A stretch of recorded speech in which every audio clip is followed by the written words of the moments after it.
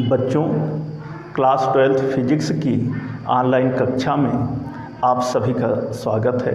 जैसे कि आप लोग इस समय चैप्टर मानव नेत्र तथा दृष्टिदोष के बारे में पढ़ रहे हैं।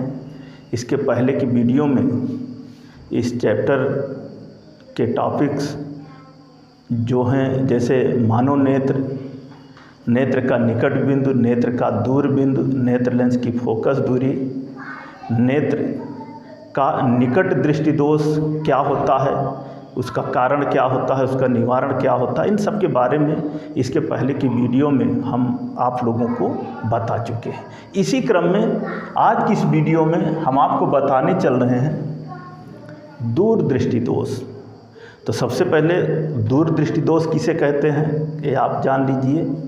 होता क्या है कि नेत्र का वह दोष जिसमें नेत्र को दूर की वस्तुएं तो स्पष्ट दिखाई देती हैं, परंतु समीप की वस्तुएं जो है वह स्पष्ट दिखाई नहीं देती। अर्थात इस दृष्टिदोष में नेत्र का निकट बिंदु जो है वह स्पष्ट दृष्टि की न्यूनतम दूरी से दूर हट जाता है।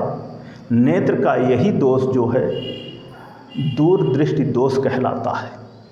फिर से एक बार हम आपको बता दे रहे हैं, नेत्र का वह दोष जिसमें नेत्र को दूर की वस्तुएं तो स्पष्ट दिखाई देती हैं, परंतु समीप की वस्तुएं स्पष्ट दिखाई नहीं देती। अर्थात इस दृष्टि दोष में नेत्र का निकट बिंदु जो है वह स्पष्ट दृष्टि की न्यूनतम दूरी से दूर हट जाता है। नेत्र का यही दोष जो है नेत्र का दूर दृष्टि दोष कहलाता है। अब आगे आपको बताने चल रहे हैं दूर दृष्टि दोष का कारण। आइए देखते हैं। इसके लिए पहले तो ऐसे लिख लेते हैं कि दूर दृष्टि दोष का कारण।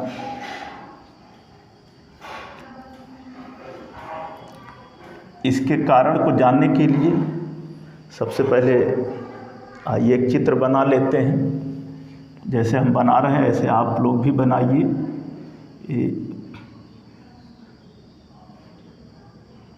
मानो नेत्र का यह जो है नेत्र गोला है, जैसे कि हम इसके पहले की वीडियो में आपको बता चुके हैं।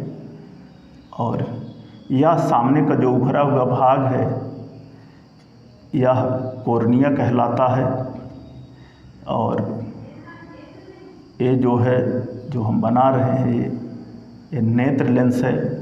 जैसे कि हमने आपको अभी दूर दृष्टि दोष के परिभाषा में ही बताया कि दूर की वस्तुएं जो है स्पष्ट दिखाई देती हैं, लेकिन समीप की वस्तुएं जो है वह स्पष्ट दिखाई नहीं देती हैं। तो इस नेत्र के समीप हम मान लेते हैं कि जो है एक बिंदु O है, और इस समीप स्थित बिंदु O से चलने वाली ऐसे प्रकाश की किरणें जब इस कॉर्निया द्वारा इस नेत्र लेंस पर आपतित होती हैं तो अपवर्तन के पश्चात अपवर्तित किरणें जो हैं वह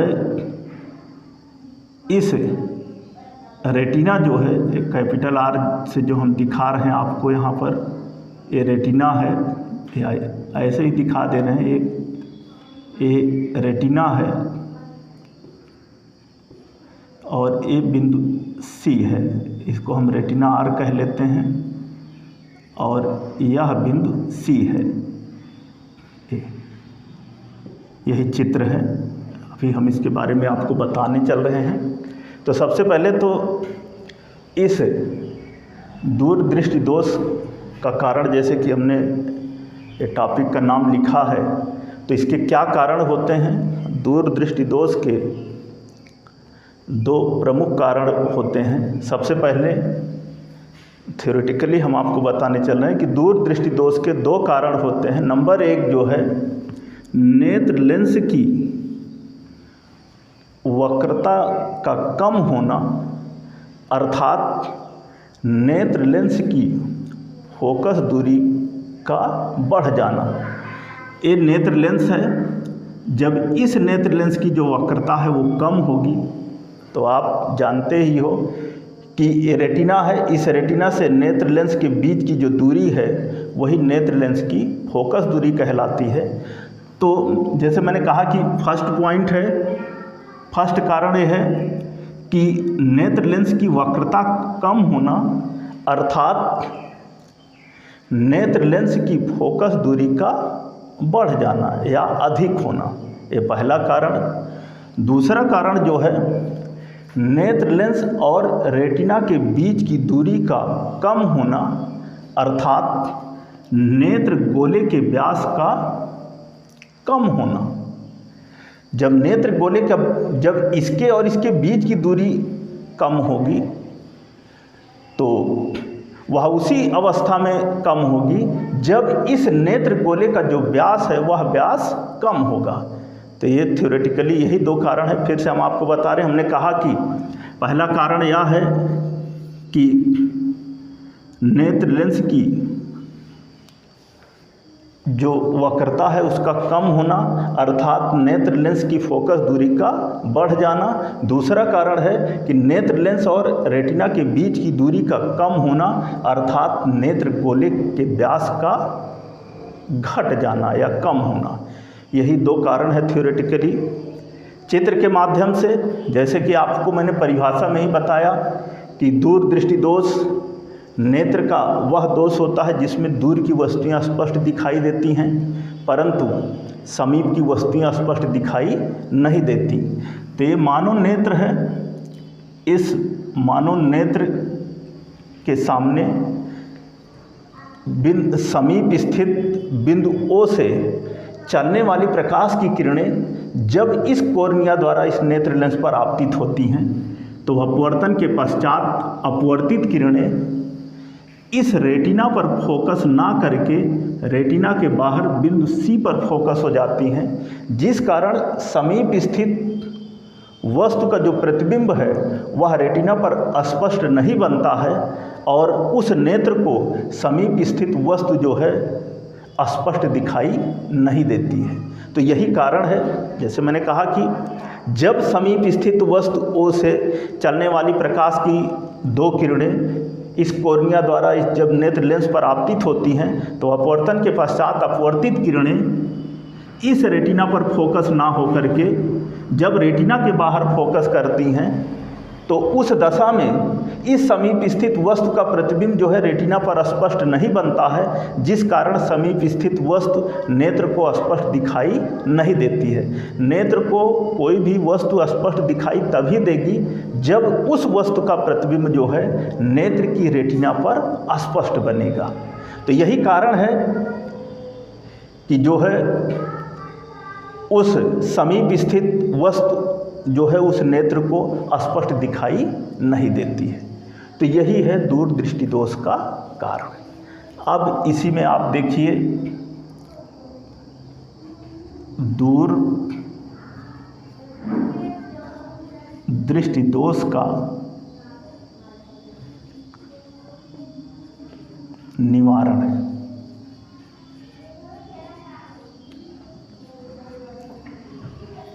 तो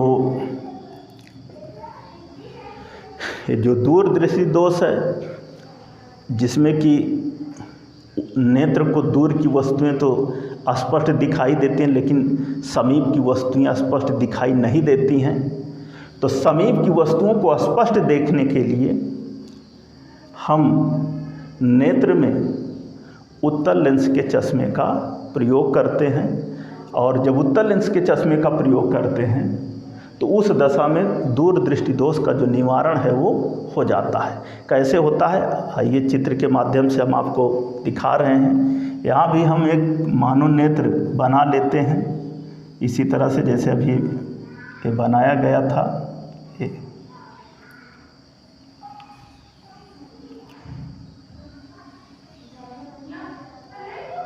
ये नेत्र लेंस है।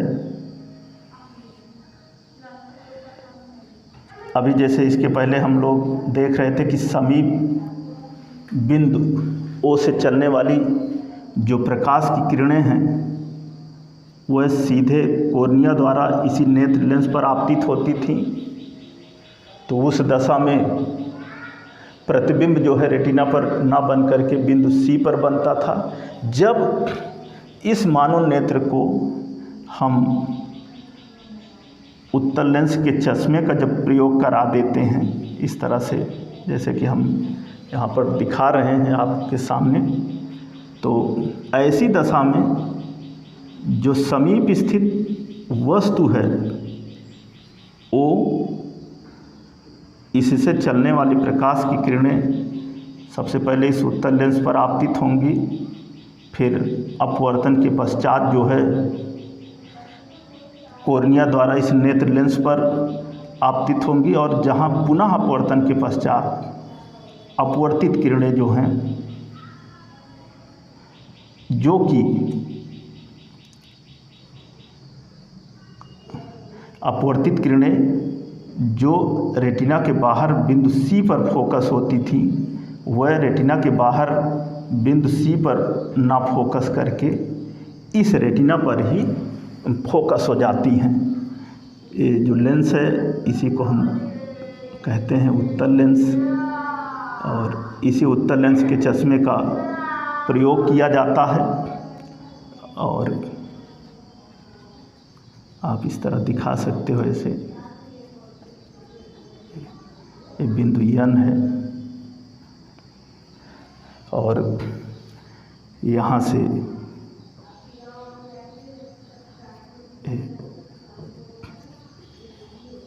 25 सेंटीमीटर, क्योंकि अस्पष्ट दृष्टि की न्यूनतम दूरी जो है वो क्या है, 25 सेंटीमीटर।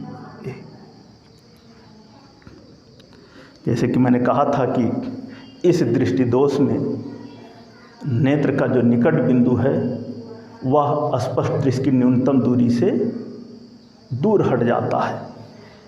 तो चित्र के माध्यम से आप देखिए कि दूर दृष्टि दोष का निवारण कैसे होता है। जैसे मैंने चित्र बनाया, ऐसे आप भी चित्र बना लीजिए। होता क्या है कि जैसे मैंने कहा, आपको बताया है कि दूर दृष्टि दोष के निवारण के लिए जो है उत्तल लेंस के चश्मे का प्रयोग किया जाता है।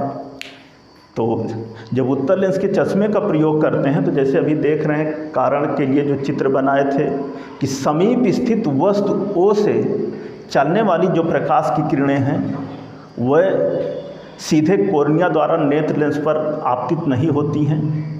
जब उत्तल लेंस के चश्मे का प्रयोग करते हैं तो उस दशा में समीप स्थित वस्तु से चलने वाली प्रकाश की किरणें पहले उस लेंस पर आपतित होती हैं और उस उत्तल लेंस के चश्मे, जो उत्तल लेंस के चश्मे का प्रयोग किया गया है, उस उत्तल लेंस पर आपतित होती हैं, जहां से अपवर्तन के पश्चात अपवर्तित किरणें कॉर्निया द्वारा नेत्र लेंस पर जाकर गिरती हैं, आपतित होती हैं, और जहां पुनः अपवर्तन के पश्चात अपवर्तित किरणें जो रेटिना के बाहर फोकस होती थी वह रेटिना के बाहर फोकस ना होकर के इस दशा में रेटिना पर ही फोकस होती हैं, जिस कारण या जिससे समीप स्थित बिंदु ओ पर स्थित जो भी वस्तु है उसका प्रतिबिंब रेटिना पर स्पष्ट बनता है, और जिस कारण समीप स्थित वस्तु जो है वह नेत्र को स्पष्ट दिखाई देती है, और इस प्रकार दूर दृष्टि दोष का निवारण जो है वो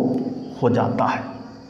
फिर से आपको मैं बता दे रहा हूँ, हमने कहा कि दूर दृष्टि दोष के निवारण के लिए उत्तल लेंस के चश्मे का प्रयोग करते हैं, और जब उत्तल लेंस के चश्मे का प्रयोग करते हैं तो समीप स्थित वस्तु से, जैसे कि मैंने चित्र में दिखाया है कि समीप स्थित वस्तु बिंदु ओ से चलने वाली प्रकाश की किरणें पहले उस उत्तल लेंस पर आपतित होती हैं, या आप कह सकते हो कि उत्तल लेंस द्वारा नेत्र लेंस पर आपतित होती हैं, जहाँ से अपवर्तन के पश्चात अपवर्तित किरणें जो रेटिना के बाहर फोकस होती थी वह रेटिना के बाहर फोकस ना होकर के रेटिना पर ही फोकस हो जाती हैं, जिससे समीप स्थित वस्तु का जो प्रतिबिंब है वह रेटिना पर स्पष्ट बनता है, और जिस कारण समीप स्थित वस्तु जो है वह नेत्र को स्पष्ट दिखाई देती है। तो इस प्रकार दूर दृष्टि दोष का निवारण जो है वह उत्तल लेंस के चश्मे का प्रयोग करने से हो जाता है। तो यही है दूरदृष्टि दोष क्या है, इसका कारण क्या है, इसका निवारण क्या है। तो बच्चों, आज की इस वीडियो क्लास में हमने एक ही टॉपिक के बारे में बताया है कि दूरदृष्टि दोष क्या होता है, दूरदृष्टि दोष का कारण क्या होता है और दूरदृष्टि दोष का निवारण कैसे होता है, इसके बारे में हमने इस वीडियो में बताया है। जैसे हमने बताया है, आप इन्हें ध्यानपूर्वक देखें, सुनें, समझें और इस चैप्टर के कुछ जो बचे हुए शेष टॉपिक हैं उन्हें हम आपको अगली वीडियो में बताएंगे। धन्यवाद।